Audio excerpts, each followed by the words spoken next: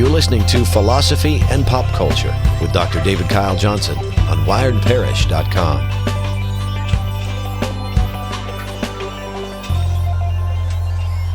Hi, this is Jay Kelly, president of Wired Parish. I'm back with Dr. David Kyle Johnson, philosopher extraordinaire. How you doing today, man? Pretty good, President. How are you? I am doing well, my friend. Today, we are going to look at an issue that is one of, if not the most significant philosophical difficulty for theists in general and for Christians in particular, and that problem is... the problem of evil. The problem of evil. KJ, talk to us a little bit, just generally, about what exactly is the problem of evil and then kind of how it gets raised. The problem of evil, very simply put, is the suggestion that there's a logical incompatibility between the existence of God and the existence of evil, which means that it is not possible for them both to coexist. And atheists will use it to conclude clearly evil exists, right? They'll use and to conclude that God doesn't exist, right? Okay. And incidentally, what we're looking at is, in fact, the logical problem of evil. The logical problem of evil. That's right. There are other versions. There are other forms, the evidential problem of evil, for instance, but we'll mainly be dealing with the logical problem of evil. The evidential problem of evil gets into some mathematics that is, A, extremely hard to understand, and B, nearly impossible to articulate in voice only. Right. I mean, we'd have to write stuff down and that kind of stuff, and it's not conducive to this environment. And I said at the beginning that this is one of the most significant, if not the most significant problem for theists in general, for Christians in particular. Would you agree with that? Yes. Yeah. Well, actually, the evidential problem might be a little bit more serious, but the logical problem is definitely very serious. But I mean, the problem of evil in general is the most serious problem. Absolutely. Okay. So tell us kind of where this comes up, maybe some examples of how we might see this in action. Well, okay. And as you'll notice as this show goes on, ironically, I'm a big South Park fan. So a lot of the pop culture references, or some of the pop culture references will come out of South Park. And there is no other show that I know that articulates the problem of evil better than South Park did. Matt Stone and Trey Parker did in an episode they called Cartman Land. If you're not familiar with the show, and I'll explain it, and this is a really great example because it actually explains what the problem of evil is supposed to be. Cartman in the show is, for lack of better terms, a real bastard. I mean, just a really nasty guy. He's a kid. Kyle on the show is a very devout Jewish kid. And Cartman inherits $1 million from his grandmother, who he hated. I mean, he badmouths her at the funeral. He badmouthed her when they're reading the will. So he's even hateful to his grandmother, much less everybody else, right? He's just very awful person. But his grandmother decides to bequeath to him $1 million because she's convinced that anyone else in the family is going to spend the money on crack. So. I haven't seen this episode. I've seen very few episodes. Yeah. My wife would shoot me if I watched. Right. Well, yeah, it's and fair enough. Understandable. Okay. He buys his own, he takes the money and he buys his own amusement park, and only he can enter this amusement park. And he is, as a result, the happiest person in the world. He has exactly what he wants. He rides all the rides for free. And it's perfect for him, right? Everything just comes out his way. And he becomes successful, and it's just, and Kyle becomes an atheist as a result. He realizes that there is the happiness of this kid who is so awful and terrible is a horrendous evil, an evil that God would not allow to occur if he existed.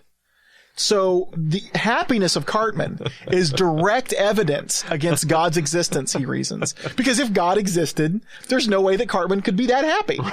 Right? So he just chucks the whole kid in caboodle. He becomes an atheist. He renounces his faith and becomes an atheist. The punchline of the show is, in the end, Cartman ends up unhappy. He loses the park, and so he had his dream and it was ripped away. Stan says, as Kyle's about to die because he's just given up on life, and Stan's another character. Yeah, Stan's another character, excuse me. Kyle's about to die, and Stan's a really good friend of Kyle. So Stan brings him out and he's like, look, God only gave him all that stuff so he could rip it away from him, make him even unhappier than he was before, which is a beautiful good, because Cartman's such a bad guy, right? And so so not only did they raise the problem of evil, and we'll talk about this next week, but they actually suggested maybe of a possible solution to the problem of evil. A kind of solution. Yeah, that we can talk a little bit about that. What that solution really amounts to. I don't know if it's a good one, but and so the last line of the show is Kyle looks up and is like, "Oh, you are up there," because he accomplished the good of Cartman's suffering. Right. So, but the problem in general is pretty much exactly that. You usually don't think that anybody's suffering is an actual, a good that can be accomplished, or someone's happiness is an evil that can be accomplished, like it would be for Cartman. But the suggestion is there are evils that happen in the world, right? Pick your favorite one. You can talk about the Holocaust. You can talk about 9/11. If you want to go over big ones, you can talk about individual instances. There are cases of, small children or babies being raped by people, right? That's a really bad thing. Right. You can just pick the worst thing that you can think of, and that thing has occurred somewhere in the world at some time, right? And the supposition is that, well, God's all powerful, isn't he? He can do whatever he wants. He can prevent whatever he wants, right? And he's all good, right? So he wouldn't want any evil to happen. So it's unclear exactly how it could happen if he did exist, but clearly it does happen.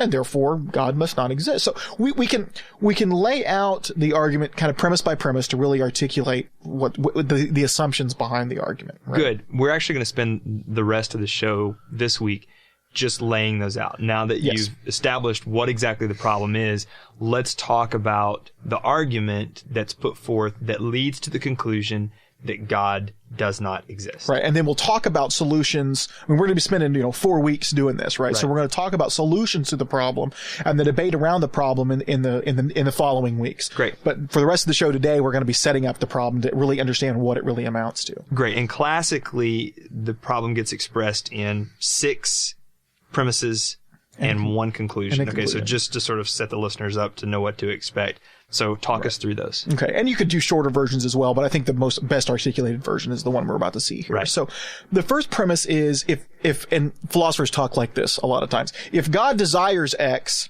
and is able to accomplish X, then X will occur. And X is just a variable there that stands in for whatever, right? So you can just say it like this. If God desires something, and he's able to accomplish something, that very thing, then that thing is going to come to fruition. It's going to occur. Right. And that seems pretty, if God desires it and he's able to do it, and that's really, that's actually true for most people. Right. If you desire something and you can get it, then you do it. Right. Now, so the second premise is, if God exists, he's all good and all powerful. Right. And that's a supposition. That's part of the definition of God. That's when we talk about God, that's what we're talking about, is the being who it's the being who is, among other things, all good and all powerful. Right. Obviously being all good in such a way that he doesn't want evil. Right. And in fact, that is the third premise, right? If God is all good, then he would desire to eliminate or prevent all evil. Right. There's no question about that. If that's just what being good is. If you want evil to occur, if you're okay with evil to occurring, if it doesn't upset you, if you think it's a good thing that evil occurs, then you're not all good. Right. Right. That's one of the basic assumptions there. Yeah. And this isn't saying anything about God's ability. This premise is simply saying, look, if God is all good, then his desire, his wish would be for there to be no evil. No evil. Right. And that seems pretty straightforward. And most people, God's not the only one that's like that. I think most people are inclined to want there to be no evil, right? So this isn't a lofty assumption or anything like that about God. So if he's all good, then he wants to eliminate or prevent all evil, right? Fourth premise, if he's all powerful, he would have the ability to eliminate and prevent all evil. And again, this is just a definitional claim. That's just what being all-powerful is, or one of the things that is included with being all-powerful, right? If there's something that he can't prevent or eliminate, then he's not all-powerful. Right. Right? So, that's the fourth premise. That's the fourth premise. Little tongue twister. If he is all-powerful, then he has the ability to prevent all evil. So it follows from 1, right? The first premise, if God wants something, is able to accomplish it, it will happen. Mm-hmm. Well, if he desires the elimination and prevention of evil, and he's able to accomplish the elimination and prevention of evil, then there would be no evil. Right. Just like if I want a glass of water and I'm able to accomplish getting a glass of water, then I'm going to have a glass of water. Same thing with God. If he wants there to be no evil and he's able to accomplish it, which clearly he is in both cases, then there would be no evil, right? But premise 6 states evil exists, which is a pretty hard premise to deny. Yeah, that's pretty uncontroversial. I mean, there have been people who have tried, but it's usually not very, those kind of arguments are not looked upon very favorably. Right. Right. So evil exists. Well, if it does, and if God existed, he would prevent it, then God can't exist. Right. It must be that God does not exist since evil exists. Yeah. So in a nutshell, the argument shows that evil's logically incompatible. Evil and God cannot coexist, because if God did exist, he would make sure that evil did not. Right. But since evil does, God does not. Okay. Great. Right. And so that's the argument in a nutshell, I think. And what will happen, what we'll see as we come up is to get out of the problem, to avoid the conclusion that God does not exist, you've got to deny one of the premises. Yeah. And on the face of it, it doesn't look like you want to deny any of the 6. On face of it, they all look pretty plausible. That's the problem. It wouldn't be a problem otherwise, right? I mean, if it was just like, oh yeah, but the other one says that bananas are apples, and clearly that's false, so we can get out of the problem that way, right? Now, yeah, it's a serious problem, because on face, all 6 of them look really good, and the 7, the conclusion there looks like it. I will say this: the argument's valid in that if the premises are true, the conclusion would be true. Right. So define validity for us. We'll talk. Yeah. Validity is just a property that an argument has when it is the case of that argument that if the premises were true, then the conclusion would be true. It's a certain structure. It follows. It's consistent with a certain structure, such that if all the premises are true, then the conclusion is going to be true. A really concise way of putting it is a valid argument makes no logical mistakes. Good. I've never heard it defined that way. Yeah. So what you end up having to do is you admit that there's no logical mistakes in it. Then you start picking on the premises if you want to defeat it and say, well, what the problem with the argument isn't that it's got a bad form, but one of the premises is actually false. Right. And that's usually where people attack it. That's where they have to attack it, because in the form I've given it, it is valid. Right. It is, if everything else, if 1 through 6 is true, 7 is true. Right. So what you got to do is start arguing against the truth of one of the premises. And we're going to stop there after having set the problem up and going through this rendition of the problem. And here's what I would say for listeners. I would strongly encourage you to listen to this particular cast maybe 2, 3, 4 times for 2 purposes. One is so you can kind of get familiar with the argument, but secondly, so that hopefully there's, for lack of a better term, some existential entering into this problem. The problem of evil is something that, for those of us who are outside the community of faith, is a really, really big deal. And my experience, I won't speak for you, KJ, but my experience has been, for many of us who are inside the community of faith, we sort of are dismissive toward the problem of evil, and we wave our hands and we say free will or something like that, and we just think the problem's going to go away. And you and I both have many, many friends who are avowed atheists for whom this issue is convincing. Absolutely. This convincing. Does it, right? We can name off several people that we both know that they say, I am an atheist, if not in most part, for like maybe even entirely, the reason I'm an atheist is because of this. Right. This is the reason I don't believe in God. Right. And so I would encourage you to maybe listen to this several times, just so you can kind of maybe get some of the emotional force behind the argument. We're going to pick up next week with some proposed solutions, and we'll just keep going. Sound good? Yep. Good job today, and we'll see you next week. All right. Thanks. You've been listening to Philosophy and Pop Culture with Dr. David Kyle Johnson. You can visit Dr. Johnson online at wiredparish.com.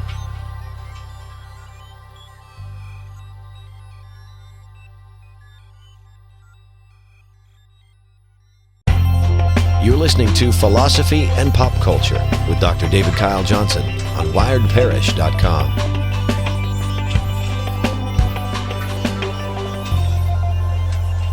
Welcome. This is Jay Kelly with Wired Parish, and I am here with the ever amazing, always interesting Dr.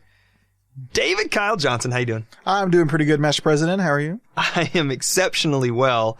We're laughing a little bit, but we're dealing with a very serious issue today. What we have said is one of, if not the most difficult issue for theists in general, for Christians in particular, and that's the problem of evil. This is week 2 of 4, and if you did not listen to week 1, you'll want to go back and grab that from the archives and listen to that before you listen to this, because it's going to kind of presuppose that you know a little bit about what's going on. KJ did a great job of setting this up last week, and today, correct me if I'm wrong, but we're going to look at a couple of proposed solutions to the problem of evil. The problem of evil ultimately gets you to the point where the conclusion of the argument is God doesn't exist. Right. And so, obviously, for those of us who are Christians, we want to come up with a solution to any argument that ends with the conclusion that God doesn't exist. And so, talk us through what's going on here in terms of finding some solutions. All right. Well, usually the solutions that are proposed take the form of denying a premise. As we talked about last show, the argument's valid. If all the premises are true, then the conclusion is true. So what you need to do is deny that one of the premises are true. And the premise that people usually pick on is premise 5. Okay, remind us what exactly premise 5 is. There were 6 premises, there was a conclusion. The conclusion, obviously, therefore God doesn't exist. So back us up, show us what premise 5 was again. Okay, premise 5 is, and it follows from premise 1. Premise 5 is just a form of premise 1. Premise 1 was, if God desires something and he's able to accomplish that thing, it will occur. Premise 5 was the suggestion that if God wants to eliminate evil and is able to eliminate evil, then there would be no evil. Right? That's the premise. It's sort of, just to use philosophy speak, the first premise was that if God desires X and is able to accomplish X, then X will occur, and it just sort of instantiates the X. You just plug in evil for X, right? So you end up with, if God desires there to be no evil and he can accomplish there being no evil, then there would be no evil. That's okay. And so the suggestion, when people deny this premise, what they're suggesting is that that the premise is false.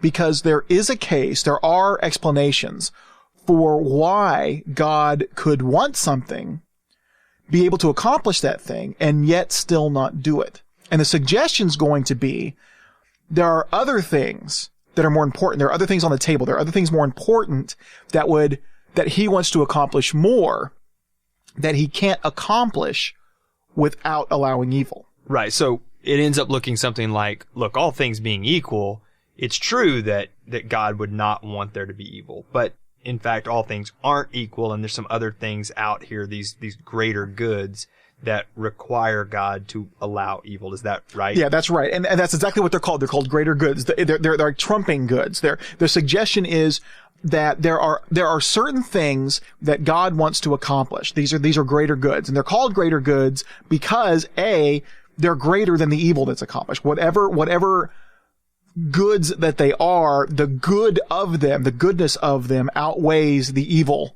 that they require. And then that's the second part, is that they couldn't be accomplished without the evil. Okay. Right? And so the suggestion is, in a nutshell, that premise 5 is false, because it could be that God doesn't want there to be evil and could eliminate evil if he wanted to, but if he did eliminate evil, he'd also be eliminating this greater good that's more important. And that's the more important thing that God wants. So he's willing to allow evil in order to accomplish this greater good. And so that's the explanation for how it could be that there could still be evil. Okay, so I'm tracking with you, but one of the things that I have to point out, 2 things, I guess. One is to say that accomplishing this greater good requires evil to exist. That's a tough one. I mean, it seems like, that seems like that requires an argument. I mean, you've got to show why, in fact, whatever this greater good is, requires evil to exist. Right? So that's not... Yeah, there are actually 2 things that someone making this argument is going to have to do. Okay, right. So that's one of them. Right. The other thing is when you start... maybe this gets at your other thing they have to show. The other thing is that there's a lot of evil in the world. And so whatever this greater good ends up being, it's got to be pretty substantial to count as greater than... whether you want to call it the cumulative evil in the world or even certain instantiations or certain examples of evil. Not to be flippant about it, but it's got to bring the thunder. I mean, it's got to be a really, really good greater good. Right. That's exactly right. So in a nutshell, the 2 things that one proposing this solution has to do is 2 things you have to do. The first is showing that whatever your greater good is, it's got to be really good. It's got to trump the evil. Right. So it's really got to be something that's so good that it's the goodness that it accomplishes is a lot more than the evil that it necessitates. Right. The second part is you've got to show that it really is the case that you can't accomplish that greater good without the evil. Right. If somebody objects and says, well, yeah, that greater good is greater than the evil, but couldn't God just do the good, not the evil? Right. Right. I mean, if that's the case, then then why didn't he just do that then? Right. I mean, you got to really make a strong case for no, there's no other way to get this besides going through the evil without allowing the evil to occur. So those are the two main things that one has to do if you're really defending this kind of solution. And those are not easy things to pull off. Not at all. Not at all. This is a big time argument. Big time. Big time problem. Yep. Okay. So give us a couple of solutions. Okay. So one that I am least favorable to, I'll just put that on, out up front. That's probably being charitable. Yeah, that is probably being charitable. I probably am more than just not favorable, but it's close. It's very close to John Calvin's solution, the Calvinistic solution, we'll call it. The suggestion of this solution is this. The greater good that is accomplished through allowing evil to occur is God's demonstration of his holiness. And his demonstration of his holiness takes the form of demonstrating his hatred of sin, essentially. And that demonstration is done by punishing sinners. Okay, right? so let's say it again, because you've got several strands of thought going in there. Okay, so unpack that for us a little bit. Okay, so essentially the suggestion is this. God allows sin so he can punish sin. By punishing sin, he demonstrates how much he hates sin. And by demonstrating how much he hates sin, he demonstrates his holiness. And that demonstration of his holiness is a greater good than the evil that is accomplished. So it's something that the goodness of that demonstration is much more good than the evil that the evil that is allowed. Okay, so ultimately it comes down to the claim is that demonstration of God's holiness is a greater good than the evil, and the only way in which God can demonstrate his holiness is by allowing evil and then punishing those who do evil. Right. And I mean, there's one part of the argument that's really strong. And that's the relationship between the existence of sin and punishing sin, right? Clearly it is the case that you can't punish sinners unless there are sinners. You can't punish those who do evil unless there's people who do evil, right? Right. That seems right. Yeah. That's pretty uncontroversial, right? Right. So, yeah, it does seem to be the case that, if you think that the greater good is the punishment of evil, you can't have punishment of evil without evil, so you gotta have the evil for the punishment. Okay, that's fine. But the weakness of the argument is, there's a number of things wrong with the argument. First of all, it's unclear why a demonstration of holiness is such a big deal. Why is that so good? I mean, okay, yeah, it's a good thing to know that God's holy. It's a good thing to know that God doesn't like sin. But is that really worth it? I mean, is it greater? Is it truly greater than? Right. Is it really greater than the evil of the evil, right? The good of the good has got to be a lot gooder, as it were, right? Than the evil of the evil, right? Right. It doesn't seem, I mean, if you break it down to a single case, what you got is, as we talked about, they're really heinous things like baby rape. I mean, there are sickos out there that rape babies, right? And the explanation for, you come to the Calvinist and ask, well, why did this evil occur? How is it that God and this evil can coexist? And he's like, God allows the baby rape so that he can punish the baby raper and thus demonstrate his hatred of baby rape.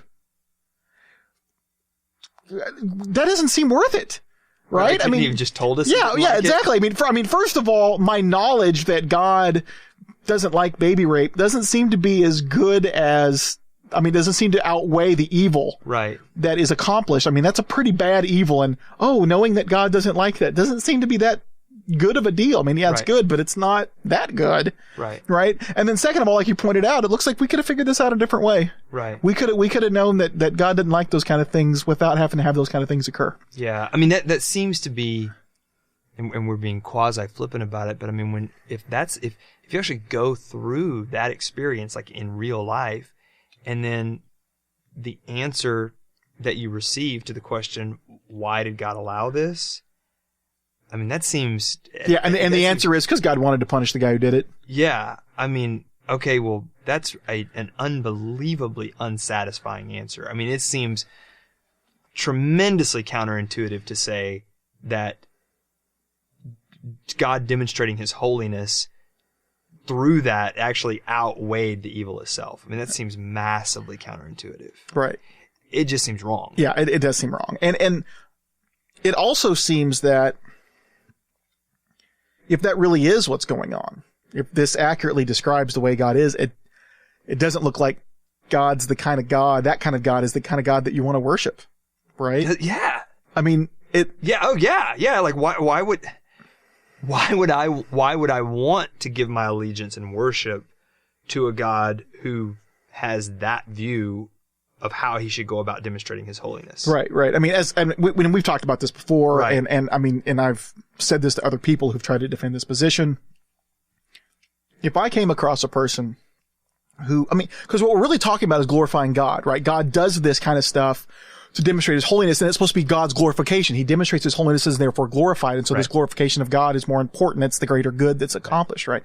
But if I came across someone who glorified themselves at the expense of someone else, at the expense of someone else's suffering, right, and said, I'm going to demonstrate how good I am, but I'm going to do so by allowing that person to suffer, right? I mean, think about this in a very clear-cut example. Suppose somebody, somewhere pop culture, right? You've seen The Incredibles. Right. Right? You've seen and the little supervillain, what he does is he builds this super robot that only he can defeat. Okay. And then he unleashes the super robot on, or whatever it is, on everybody, and it stomps a bunch of stuff, causes a bunch of suffering, and he comes in and saves the day. And look how great I am because I saved the day. He's not a very nice guy. He let people suffer for his own glorification, right? Right. It's the same thing that's going on here. I don't think he's a very nice guy. Anybody else who glorifies himself at the expense of others is not a nice guy. If that's what God's doing, I don't think he's a very nice guy. Now, what would you say to someone who would say, well, it's a special case because he's God? Where's the argument? That's what I would say. Why is it that God's glorification is so much more important than the glorification of someone? I mean, yeah, he's perfect. He needs to be glorified. But, I mean, why is that glorification so much better? I just don't... I don't see that. I don't see the disanalogy, right? Well, it's different because it's God. I mean, that's... You don't see why. I don't see why at all. I was trying to play devil's advocate there, but I don't really have the argument either. Yeah, no, I mean, I've heard that claim made, and frankly, I've never really heard the argument that sort of backs that up. So. Right. Yeah, okay. No, I don't understand. Well, I don't understand why it would be different at all. Okay, so that's clearly one of the problems with it. Right. But there are others. Oh yeah, well we've talked about some of the others. I mean, it's not clear why the holiness is more important. It's not clear. I mean, but can you just say something like, look, I mean, even if this is a really, really important deal, even if we would say that God glorifying himself by demonstrating his holiness does outweigh the evil, you still have to contend with, couldn't it be demonstrated a different way? Done it some other way? Yeah. And then that's the third problem is, and I think we just touched on this just a while ago, but we could find it a different way. I mean, if that really is the important thing, we need to know that God is holy, that he hates sin, and that thus demonstrating his glory and glorifying him. We could do that without having to punish, without there having to be baby rape and him punishing the baby rape. Yeah. It seems like it. Yeah. I mean, I will say this. I'm very glad this is not the only potential solution to the problem of evil at our disposal. Me too. So let's talk about the second one. Okay. I mean, clearly that one has some significant problems. Right. And it had some traction several hundred years ago. Yeah. I don't think it's in favor. I mean, not only do I not like this and you don't like it, but I don't think very many people really are out there that really like this. Right. That version of the solution, no. The version that people really do like is one that probably people are already anticipating because if they've ever dealt with this kind of stuff before, it's the free will solution. The free will solution suggests that evil is a result of free will, that God has endowed upon humans free will, and it's because of that evil occurs. But the reason that God allows free will and thus evil is because free will accomplishes a greater good. Okay? And that evil exists because of the exercise of free will. Yes. So evil, the evil that exists is our fault. Okay. right? And God could have stopped it if he wanted to. Right. But if he did, he'd be tromping on our free will. So you hear that like with sermons after 9/11 happened, and people, pastors standing up saying God didn't cause this. Right. Okay. Right. Yeah. God allowed it. Right. Is what he did. Right. God allowed it. But the reason he allowed it is because if he would have disallowed it, to disallow it, he would have had to hinder the free will of those who carried out those heinous actions. Right. Right. And allowing us free will, allowing us to determine the way the world turns out in a significant way, and allowing us to control our actions is more important than stopping the evils. And the reason is because free will, allowing us free will, is the only way to accomplish some very specific certain goods. Such as, like, you can't have love without free will, right? I can't love others. I can't love God without free will. You could program something to do loving actions towards someone, Right. but love is supposedly an action of free will, Right. right? And so you can't have love without free will, and the goodness of love Right. is something that's more important than, and that is something that outweighs the evil that is a Okay. result of us having free will. Okay. Also, so loving and choosing God, and just like acts of compassion. I mean, there's compassion that comes about, in the world.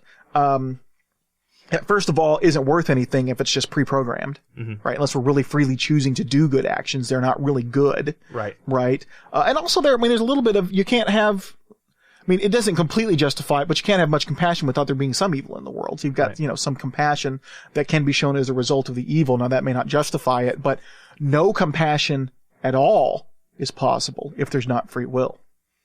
Right. So you've got to have the free will. If there's not evil, you mean? Right. Well, no. There's no compassion, no possible compassion at all if there's no free will, because a pre-programmed act of compassion doesn't count as is compassion. not really. Right. That's essentially what, like, I believe Augustine would say, is something like, an act can only be a good act if it's a free act. Okay. Right. Right. If it's just a pre-programmed controlled act, then it's not good. It's pre-programmed, right? I mean, it's not you choosing to do anything, right? So you can't have any kind of moral good in the world without there being free will. And it's important to note what free will amounts to here. I mean, free will is defined in a number of different ways. There might be more than one necessary condition for free will, but one of the things that's required for free will is not being controlled. Okay. Right? If someone's got a remote control on you and they're controlling all of your actions, you're not freely choosing anything. Right. Right? And it's the same thing if God just pre-programmed us. I mean, God, if he wanted to, could pre-program the world and control our actions and make sure that we only did good acts, right? But if that were the case, we wouldn't be free. Right. And if we weren't free, there'd be no moral good in the world. There'd be no compassion. There'd be no love. There'd be nothing. We'd just be a bunch of robots walking around, right? Right. The ability to do otherwise. We want to. Right. Philosophers talk about that. That Right. Freedom, to be able to declare something as free, they have to have the ability to do otherwise. Right. Which entails not being controlled. Right. Right. It could be that you're not able to do otherwise for other reasons as well. Right. So the control is part of that, but you got to be able to do otherwise, which at least means not being controlled. Right. Not being controlled by someone else forcing you to choose one way and not the other, or to do one way and not the other, because you're not really choosing if they're forcing, right? So that's the assumption, right? So God wants the free will so that he can accomplish the greater good, the good of the compassion, the good of the loving, all of those. But since we've got free will, we have the ability to do otherwise. And in fact, we do. And in fact we do, and that otherwise sometimes is doing evil. Right. So you've got to allow for God's got to allow for the possibility of evil and the existence of evil if he really is going to allow us, if he really is going to accomplish these greater moral goods that are accomplished by us freely choosing those goods. So, so the answer to 9/11, the Holocaust, all that kind of stuff is, well, God had to allow it to happen. Otherwise he'd be tromping on our free will, and he'd eliminate all good as a result, right? He could have eliminated the evil of whatever it is, the Holocaust, 9/11. But by doing that, he's going to effectively eliminate all good in the world too, because he's got to eliminate free will to do it. Right. Now, I immediately have several objections in mind to that sort of stay on the other side of the objections to the free will defense. We're not going to look at those this week. We're actually going to come back next week and take a look at objections to the free will defense, and then some possible answers to those objections. So we're going to close down shop for today, and we'll pick back up with those objections and some possible solutions to those objections next week. Sounds good. Good work. All right. Thanks. You've been listening to Philosophy and Pop Culture with Dr. David Kyle Johnson. You can visit Dr. Johnson online at wiredparish.com.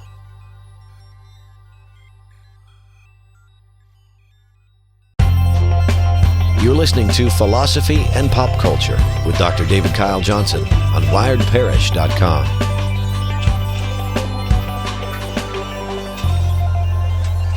Hi, this is Jay Kelly with Wired Parish. I'm here with David Kyle Johnson. How are you today, sir? Good. Master President. Thank you. I was waiting on that. Hey, we're going to jump right in. We've spent the last 2 weeks, and now we're on to the third week, talking about the problem of evil. I said this last week. If you haven't heard the first 2 weeks, stop the iPod, go grab those 2 weeks, listen to those first before you turn to this episode, because there's going to be some important background content that you're going to need to have before you listen to this. KJ's just set it up. We spent the first week looking at the problem of evil, what exactly it is, how the argument works that ends in the conclusion, God does not exist. Right. Pretty self-evident that as Christians, we want to have an answer to that argument. Right. And so last week we looked at two possible solutions. We pushed one of them to the side, said that we were grateful that we didn't have to use that one, and then we looked at a second alternative, which is the free will defense. So back us up a little bit, tell us an overview again of what exactly the free will defense says, and then tell us what we're going to be doing this week. All right. The free will defense essentially is a suggestion that the reason that God allows evil to occur is because allowing it is necessary to allow for our free will, and that free will accomplishes greater goods, goods that outweigh the evil that is accomplished by the evil that's allowed.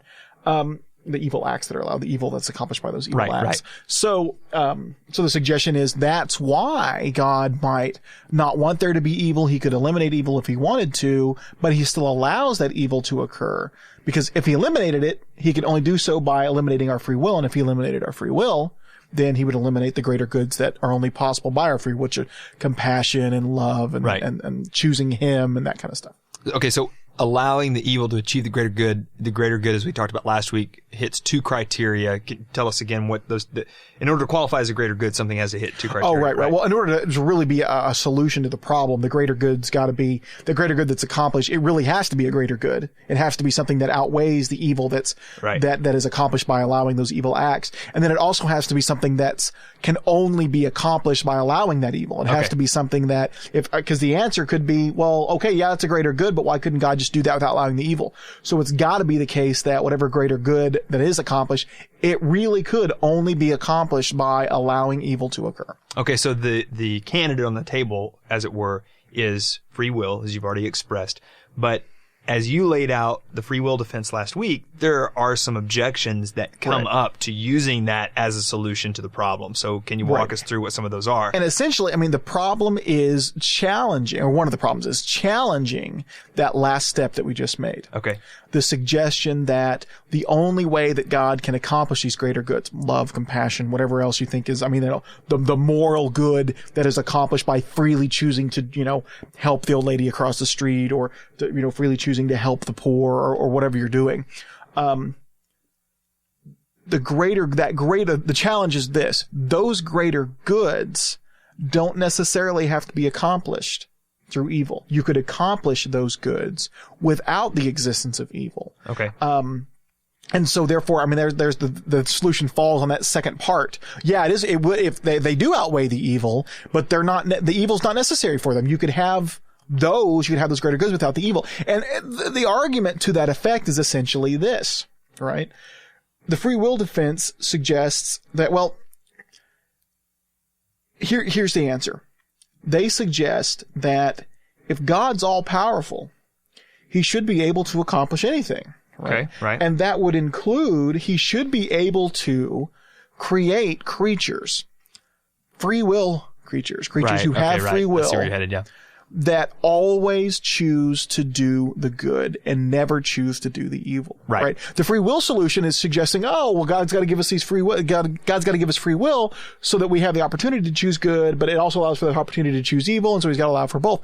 But the objection, God's all powerful. Couldn't he create creatures that always choose to do the good and never choose to do the evil, thus accomplishing these greater goods that God wants to accomplish without accomplishing the evil. Right. That's So the objection. They're free, but they freely choose 100% of the time to do the right thing. Right. To do the morally good thing. Okay, so that's the question. Right. Why Yeah, can't God that's do that? the objection. Right. Yeah, Okay. why can't God do that? Well, the answer, so that the theist answer that comes back, so what we essentially have, the atheist presents the problem of evil. The theist, the person who believes in God, comes back and says, well, free will solution. Here's why, right? Right. The atheist comes back and says, well, couldn't God just create free creatures who always choose to do the good? The theist response is no, he can't. Right. Now, Which seems counterintuitive, because it seems like whenever you ask the question, could God do X, you want to be able to say, yes, he can. Yeah, and, Right. and if you don't, then Yeah. then he's not all powerful, right? Right. But here's the explanation for why God can't do that, but he's still all powerful. Okay. All right. As we talked about last week, part of the definition of a free will action is that action not being controlled. If someone controls you in such a way so that they force you, they make you do X, then you didn't choose to do X. They're the chooser, right? You didn't do it, right? So if something is a freely chosen action, it is not a controlled action. Or if it's a freely chosen decision, it's not a controlled decision. It's not a forced decision. Okay. Okay? Right. Now, the suggestion that God could create free beings that always freely chose to do the good. Well, the only way that he could do that, the only way that God could create beings that always chose to do the good, was by exercising some kind of control on them. Right. Making the only way sure he could that guarantee it. Yeah, it's the only way he could guarantee it. I mean, that's what they're wanting, right? Why couldn't you have free beings that are guaranteed to always choose the good? The only way to guarantee that they always choose the good is to control them. Right. Right? But as soon as you exercise a measure of control on them, they're not free anymore. Right? So, I mean, they could be controlled, right? I mean, you could do this control in a number of ways. You could control them by tinkering with their bodies and forcing their bodies to move in a certain way. Certainly God could do that. Right. Or he could even create us in such a way that we had perfect wills, that we always wanted to do the good, and so we always do the good all the time, right? But even if we have these perfect characters or whatever that God would give us, that's still a measure of control. He's still controlling us. If it's truly free, it's got to be non-controlled. Right. Right? So to suggest, I mean, since free will is defined as non-controlled, but the only way to guarantee that you never did any evil would be to control you, the suggestion that God could create free beings that always freely chose to do the good is to suggest that God can do the following. He can create non-controlled creatures that are always controlled so that they do the good. Non-controlled, controlled creatures. Yeah, it's a logical concept. Yeah, Yeah. It's nonsense, right? You can't create non-controlled controlled beings. Right. Non-controlled controlled creatures is a logical impossibility. It's just a contradiction. Right. And God can't do that which is logically impossible. And his inability to do that is not a restriction of his omnipotence. He's still omnipotent even if he can't do that which is logically impossible. Okay, so then the big neon signs are flashing, because it seems like that last part that you just said isn't the case, because if God is omnipotent, God can do anything, including that which is logical. Yeah, well, I mean, why couldn't he do something that was logically impossible? Right. Here, okay, to preface why this is the case, it first could simply be noted that... I guess I'm playing the part of the atheist over here. Yes, you are. And that's fine. That's what I need you to do. That's good. Most philosophers actually accept that God can't do that which is logically impossible. Well, all philosophers are crazy. We all know that. Well, that might be the case, but being crazy does not equal being false. We talked about that, a couple of weeks ago, right? Right. So, but here's the argument for it, or here's my version of the argument for why God can't do that which is logically impossible, and the fact that he can't doesn't entail that he's not omnipotent. Okay. So let me do this in a little bit in a Socratic way. Okay. Does that mean you're going to wear a toga? No togas. Okay. All right. But if I had one, I would. Okay. Let me ask you this question. God's omnipotence suggests that he can do anything, which essentially amounts to suggesting that he can make anything true. Okay. Right? I mean, he can take any proposition and make it true. That's what that means. Yeah, because he could cause anything to obtain. So if you made a statement about something obtaining, he could make he could make it such that it had a Right. truth maker and it could contain. That's just what that's just what omnipotence Right, is being right, able to make okay. anything true, Great, right? yeah. All right. So if God's omnipotent, then he should be able to do this. Make the following statement true. Okay. Gibbly-goo to da-buddy-da-buh. Can he make that true? Yeah, I mean, well, okay, let me give this a shot. He could make it such that that is actually a sentence in some other language that we Right. don't have. Right. That's true. But in that case, it would express some different. I mean, that could in some other language mean, Okay. the chair is on the floor or something Right. like that. But that's not what I'm talking about. I'm not talking about some alternate meaning. Okay. I'm talking about, Okay. take the statement as you understand it. Right. But Right. please don't try to repeat it. Right. I'll remember it. We'll just call it gibbledy-goo. Right? Gibbledy-goo. Can he make gibbledy-goo true? As it means, not some alternate meaning of gibbledy-goo, Right. but gibbledy-goo. Can he make it true? Well, I guess there's nothing about it. It doesn't have any meaning. Exactly. This is just meaningless. Right. Do we have a problem with that? I mean, we can't make gibbledy-goo true, but we recognize that gibbledy-goo means nothing. There is nothing that it would be for it to be true. Right. I mean, Right, so we it's don't not have a- false. It's not true or false. It Right. doesn't seem like it's the sort of thing that can be made to be true or false. Right. It's just meaningless. So am I right to assume that we don't have any problem suggesting that God can't make meaningless statements true? Put in that context, no, that's fine. Okay. I'm okay with that. I'm on that train, sister. Right. Okay. Take the statement wall 87 ear jump 45 bling microphone. Did you say bling? Bling. I don't know where it came from, but that's what I said. Can he make that true? Now each one of those words has a meaning, Right. right? Can he make that statement true? And again, unless that is the name of a football play for the Indianapolis Colts, Right. that again would fall into the category of it's just meaningless. It's Right. just words strung together that each individually have meaning, but put together don't have any meaning at all. Right. And that seems right. And so we can't make that true either, but we don't think he's any less omnipotent because the statement's meaningless. Okay. Right? And take a simple contradiction. Like, the bottle is on the table, and it's also not on the table in exactly the same way, in exactly the same respect. Can you make that true? Well, let me ask you, what does that mean? What does it mean to suggest that the bottle is on the table, and it's also not on the table in exactly the same way, in exactly the same respect? Does that statement even have any meaning? All the words have meaning, Right. but together, do they actually mean anything? I mean, it doesn't seem like it because you're putting two claims together that can't both be true at the same time in the same way. Right. Right. So yeah, can God make that true?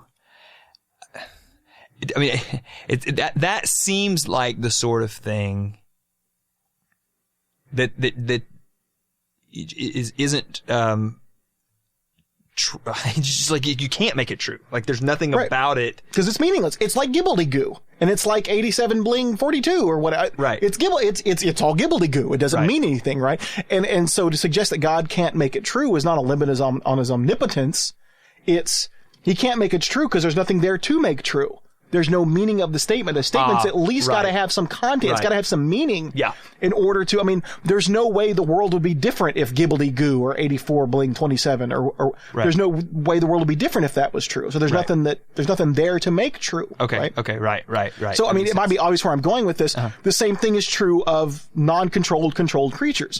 God can't make it true that there's non-controlled, controlled creatures. Right. He can't Because make it's it- gibbledy-goo. Right. That doesn't make any sense. What do you mean non-controlled? They're either controlled or they're not controlled. You can't have it both ways. It's the same thing as the bottle being on the table and off not on the table. Right. Yeah. They're all equally meaningful. Gibbledy-goo and non-controlled, controlled creatures, they're all equally meaningful because they're meaningless. Okay. Right? So it's not a restriction on God's omnipotence. You might even say it's something like this.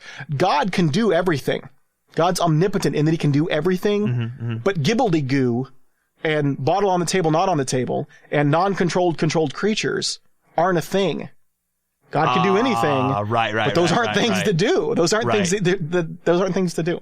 So that's why it's not. And so there's the answer, at least. That's why he can't make non-controlled controlled creatures. He can't make free will creatures that always choose to do the good, because that's a contradiction. Okay, good. Now, we're gonna land the plane for this week. Both of us would acknowledge the fact that this is not the sort of issue that gets solved in a 15 or 20 minute podcast that we do in 3 or 4 weeks. And in fact, this problem runs much deeper, lots more objections. We're not going to go back and forth on the objection response deal, but you can run that train for a long, long time. Right. So we talked earlier that you had some resources to suggest to people should they want to look further about this. Yeah, and we're going to talk about the problem of natural evil next week. Okay. Just for a little bit, just a very rough overview. Okay. But this is the logical problem of evil we've been talking about. Okay. There is the natural problem of evil, which we'll talk about next week for a little bit. There's also the evidential problem of evil. And, if you want to do research on it and carry out the conversation, there's much more to do. 2 really good books is one called The Problem of Evil by Adams and Adams. And it's Marilyn Adams, right? Yes. I don't know who the other Adams is. They're married. I'm trying to remember. Is Robert? Yeah, I think it's Robert and Marilyn. I think Marilyn, that's right. I've read a pretty good, it was a pretty significant portion of Marilyn's work, and she's really easy to read. So Yes. even for people who aren't trained in philosophy, it's very accessible to Yes. people who maybe aren't formally trained in philosophy. Absolutely. So And that gets my high So recommendation. that's a very good one to go with. That's a good starter. Definitely Right. a good starter. Yeah. God and the Problem of Evil by Rowe. Okay. Is another very good one. I believe if I'm not mistaken, it's been a while since I've looked at it, but I believe it's a reader. So it's got a collection of articles. Right. So a reader, it's edited. means that William Rowe. Yeah, Is it it's- William Rowe?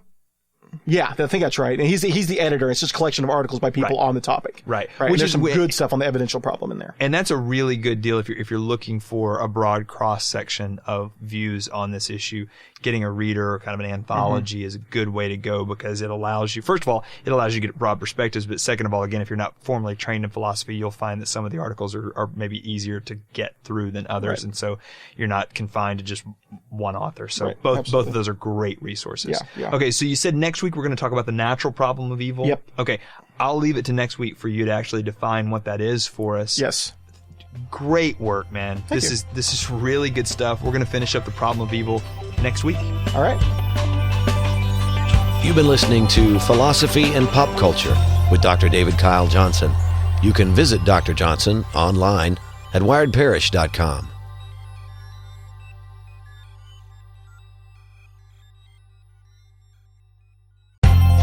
You're listening to Philosophy and Pop Culture with Dr. David Kyle Johnson on wiredparish.com.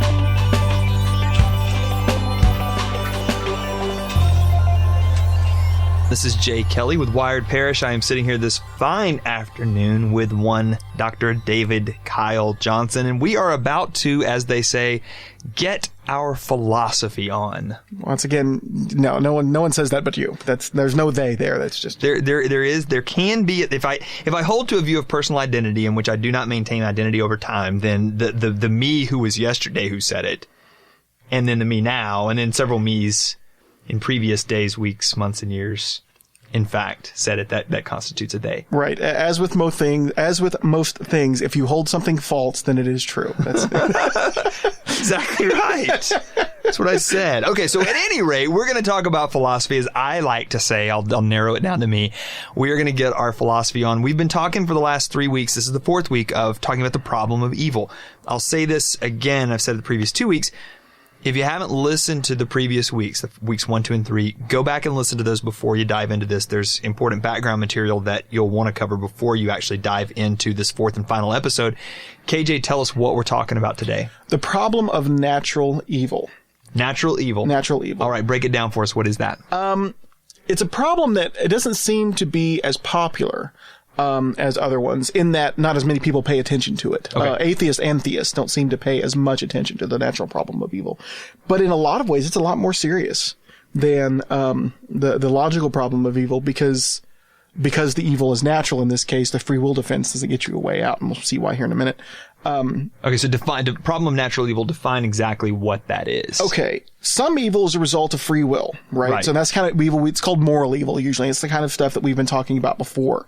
When people do evil actions like the Holocaust or 9/11. Or even robbing from a store. Right, robbing from a store, Yeah. or, I mean, we've used horrible examples, right? Right. So, but there's some evil that's not a result of free will. Okay. Usually like natural disasters, right? Suffering Oh, okay, caused by natural disasters, tornadoes, earthquakes, hurricanes, tsunami. Right. Tsunami seem to be the worst to me, because it's almost like secretive. The tsunami is much worse. It seems to be able to do much more damage than any of the other ones. You don't And see it's like coming, this right? secret. It's like Yeah. this. It's like it's not even doesn't even take physical form until it's killing because it's just vibrations Right. through the water until it hits the coast, and then it just kills everybody. It's awful, right? And the problem is the free will defense doesn't do anything. I mean, the problem of natural evil is essentially the same. If God existed, he wouldn't allow those evils to occur. Those evils do occur, therefore God doesn't exist. There's the argument in a nutshell. But you can't make the move, well, it's people that make those evils occur, and there's greater... No, they don't. Right. We don't cause earthquakes. We don't cause tornadoes. We don't cause hurricanes. In fact, those in insurance company, for insurance companies, those are called acts of God. Right. Right? So how do we deal with this? Why does God allow those kind of things to occur? It can't be because he has to allow for free will, because our free will isn't what's responsible for those things. Right. Right? And so that's the problem. The problem is it doesn't look like God, being an all-loving God, would allow earthquakes, tornadoes, tsunami, etc. to occur, but they do occur. Right. So how in the world can we be justified in believing that God exists? It looks like he can exist given that. Right. So even though it doesn't get as much attention than, say, the moral problem of evil, or the problem of moral evil, I guess I should say, the problem of natural evil does not have at its disposal the proposed solution that the problem of moral evil does. Right, the logical problem of moral evil. That's right. And so therefore it looks like maybe this is a tougher nut to crack in terms of finding a solution. Yeah. Yeah. I think so. But the result ends up being the same. If you don't offer a solution for it, then Oh yeah, if you don't offer a solution, then yeah, you're either an atheist or you're an irrational theist who holds on to the belief in God regardless of the clear evidence and argument against it. Or right? you end up having to define God in some terms in which Right. the definition of God doesn't really fit Right. anywhere near a common understanding of God. Okay, so KJ, you set up what exactly is the problem of natural evil, and so I want you to give us a few solutions. Now, I will prep our listeners to say that in sort of dealing with these solutions, KJ is going to say some things that are in my estimation, kind of controversial. So we'll probably get some emails and phone calls on this. Actually, probably not phone calls because we don't have the phone number. I don't want anybody calling my website. call phone. Yeah. No, Emails are actually, fine. what we'll do, we'll actually post your cell phone. On the website, you can go to KJ's host page, and you'll be able to pick out his cell phone now, and you can call him. But he's going to say some controversial things, so I just want to prep the listeners. If you're driving on the road, be careful not to be driving over bridges because you may drive off and that sort of thing. So that said, give us some of the solutions. All right. Well, and there's a number of solutions, and a lot of them aren't very satisfactory, I don't think. Okay. One of them uses as a central point of it the fall, right? Adam and Eve's original sin. Okay. Right? And the story's supposed to go something like, before the fall, before Adam and Eve first sinned, the world was perfect, and it had no earthquakes, hurricanes, tornadoes, or tsunami, or whatever. And what happened when the fall happened was that somehow sin infected the world. It imperfected the world as a result of their sin, and this made the world imperfect, and that imperfection was made evident by, or was evidenced by, or came to fruition by, maybe was made manifest by these natural disasters. Right. And so that's the explanation. It is our free will that results in these natural disasters. It's our free will to sin, and our sin has imperfected the world, and now it makes it where it, now it's got natural disasters in it where it wouldn't have before. So it says, moral evil, or our sinning, abuse of free will, set off sort of this chain reaction, so to speak, that ended up in infecting the created order, not just humanity. Well, as you said before, like it infects it like a virus, Right. or it's like this. The world becomes sinful with our sin. Right. But you've hit on one of the problems with this view. I mean, one of the problems is not very many people take a literal interpretation of Genesis 1 and 2 anymore, right? I mean, no one really thinks that the world's only not very many people, especially academics, don't think that the world's really just 6,000 years old, and there wasn't just one and, two people, Adam and Eve, and they did exactly what they did, and that Satan didn't appear as the same. Not very many people take that seriously anymore. So that kind of explanation doesn't work very well. And even if you just transpose it over into, well, it's just human sin in general. That's what infects the world with this imperfection, and that's what makes natural disasters happen. The explanation there is very wanting. Is this like, how does that work? Yeah, you mentioned, well, there's this chain reaction that goes from sin to natural disaster, and it's kind of unclear. How is it that, we'll take it back to the fall. How is it that Adam and Eve eating the fruit somehow made the tectonic plates shift, so now there's earthquakes? How does that work again? And how does it, how is it that now, where it didn't before because they ate the fruit, somehow that affected the atmosphere, and now it tunnels into tornado? How does that work? I mean, there's no, other than God just decided to make that happen. There's no explanation, but it's unclear why. I mean, that's the whole point. He wouldn't make that happen if he was really good. Right. It would seem that, just the bad results of our sin in and of itself would be enough punishment if we're needing punishment or something like that. Right. So that explanation for how, even if it's not Adam and Eve, even if it's our sin that somehow makes the world evil, it's unclear how that somehow transposes into, unless you really have this weird, you could have this explanation of evil as this metaphysical force that just gets implanted in the world and it makes it sick. Right. But not very many people are going to take that very seriously. Right. Okay, so continue. I'm not a fan of that one. Well, there may be fans of it, but I would not be one of them. Right. I would not be either. Of course, another one is that natural disasters are used by God to punish the wicked. Right. So that's why there's natural disasters. And what? In thy mercy? It's like the line out of Monty Python. Oh, right. Yeah. Blow them to bits in thy mercy. Blow them to bits in thy mercy. Right, yeah. But not very many people are going to be, if that's the case, then if it really is an answer to the problem of natural evil. Okay. Then what's got to be the case is this. Every instance of natural evil that's ever occurred has been for the purpose of punishing the wicked. Right. And only the wicked suffer as a result of that natural evil. Right. If that's the purpose for it, you can't have God just laying his hand down and slapping a whole bunch and getting the wicked, but also getting a bunch of good people at the side. Right. If that's the purpose, if that's why he allows natural evil as a punishment to the wicked, then that's all it can affect. Right. If it goes outside that, then it's accomplishing something he doesn't want to accomplish. Right. Yeah. But given that clearly innocents are affected by natural disasters, that's not going to be any good. Right. Right. That's not going to work as a solution to this problem. Yeah. That one has, and I've heard that one for years. That one has always bothered me for the reason that you bring up. If that's the case, then God should be able to punish just the wicked, and it seems like that's not the case because it seems like innocents routinely get punished. Right. Yeah. Absolutely. Okay. Let's take that one off the board. Okay. I don't like that one either. No problem. Okay. Give me another one. Another one that's a little bit better, but how many times are we going to be able to do this where you get to give a solution and I say, no, give me another one?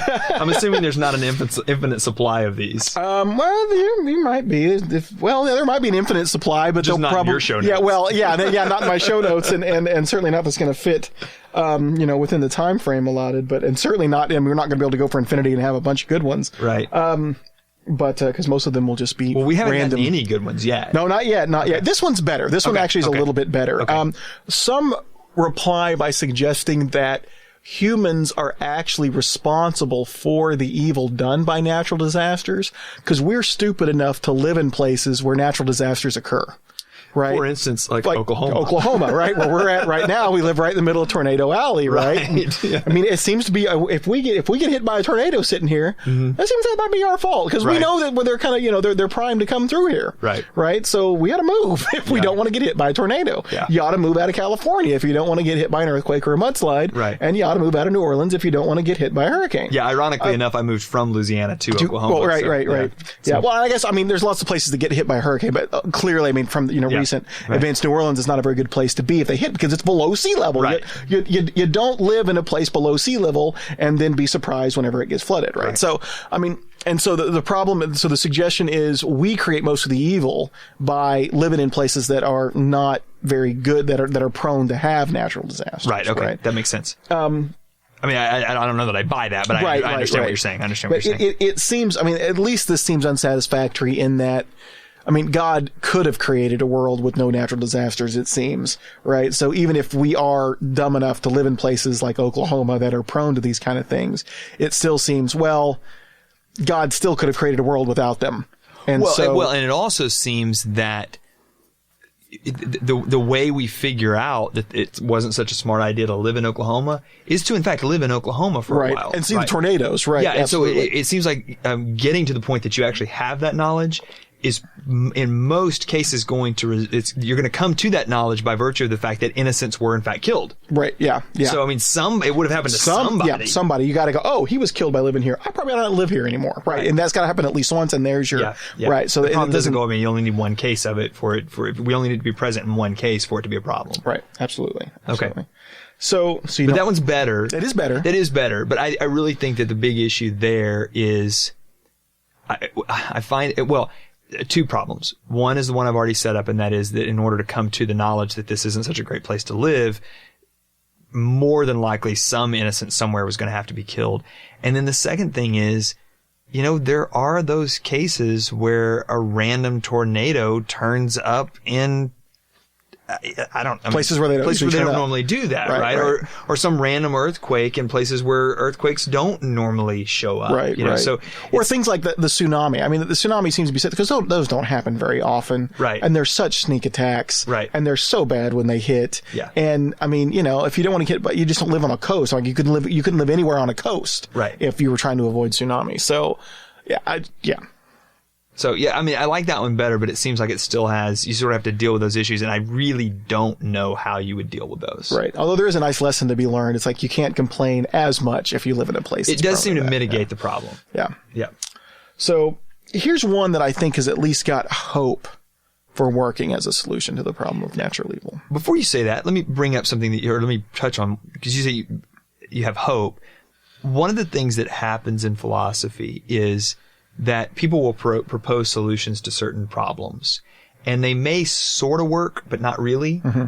And the philosophical project is, depending on what side of the issue you come down on, trying to work on those proposed solutions. Right. So I'm unclear on what exactly you're about to say, but whatever it is, even if it maybe isn't fully formed, it may be the case that it's something that over the next 5, 10, 15, 100, 2,000, whatever years, might be something that becomes more fully formed. And right. So give us at least a starting point, my friend. Okay. So what I think is the best answer, at least up to date, that what we've gotten and what we can work on, is this. There are a number of possible physical laws that the universe operates by.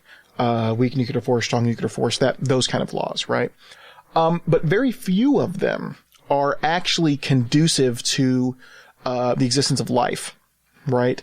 If the weak nuclear force was, if it was stronger than it is, right? Let's forget the technical terms, right? There are certain forces at work. There's a force that attracts like electrons to the nuclei of the atom that they're around, right? Right. It's very strong, but it's very limited, right? It attracts things really, really close to it, like the electrons, but it doesn't attract other stuff. Like if it's too far away, there's no attraction there, right? But if that force was just a little bit more widespread, right, where it attracted just a little bit more, was a little bit broader, if its range was a little bit broader, everything would essentially collapse in on itself. Okay, right. Like atoms would attract each other to where they just collapse into one, and nothing would ever occur. That'd be bad. That would be very bad. If it was a little bit weaker, the electrons wouldn't orbit the nucleus. They'd spin off away from the nucleus. Fly away. And so again, no matter would be possible. We'd have matter, but we wouldn't have there'd be no complexity to it. So everything if it was just a little bit stronger, a little bit weaker, then either everything would be just a big ball clumped together, or it would all be flying apart. Right. Okay. Right. So you have to have very special physical laws in order for life to even be possible. Right. Okay.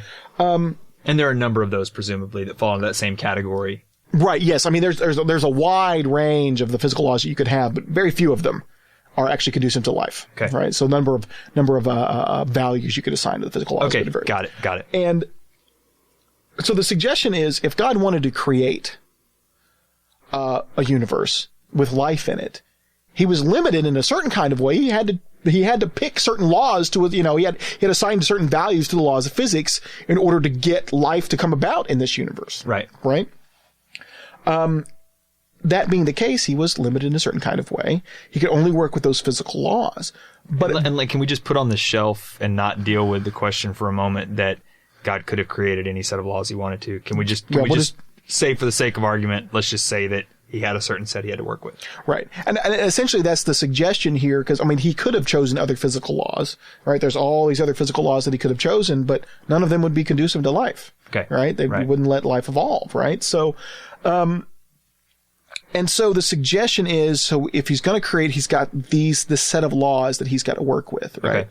But in the same way, those set of laws may very well dictate that what you got to do to create life is have it evolve on a planet that orbits a star that gives us enough light and light and energy and water and all that kind of stuff that's conducive to life. That's what you got to do to get life, right?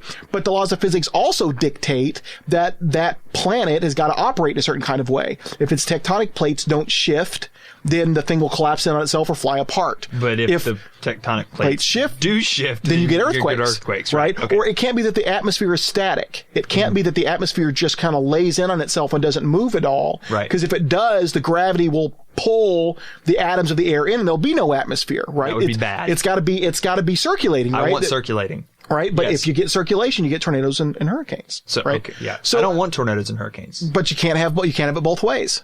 Right? That's the suggestion. You can't have a world that's conducive to life. You can't have an atmosphere that doesn't collapse in on itself, where there is to where the air is just literally just right on the surface of the planet, right? You can't have that and also have life. You got to have a circulating atmosphere, but you can't have a circulating atmosphere without the possibility of hurricanes and tornadoes. Right. So it limits God in a certain kind of way, because it's saying there's certain constraints on him. He's got to deal with certain physical laws, and those physical laws entail that the way you've got to create life is is have it evolve on a planet that's got earthquakes and tornadoes and hurricanes. Right. But it gives an explanation for why God's limited in that way. And it doesn't necessarily make him not all powerful, because he could do it a different way, just there would be no life that evolved if he created the universe in some different way. Right.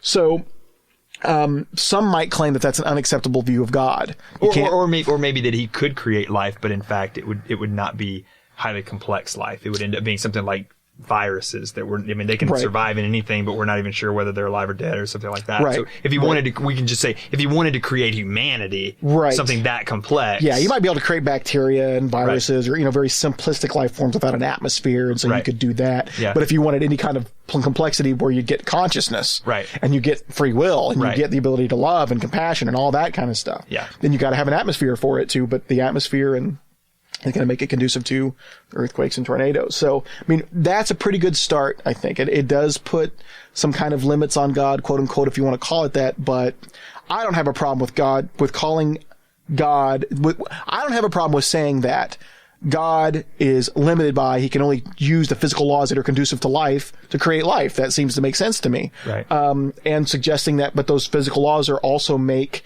the planet that we have to live on the way that it is and susceptible to natural disasters. And that's just the price we got to pay to have life.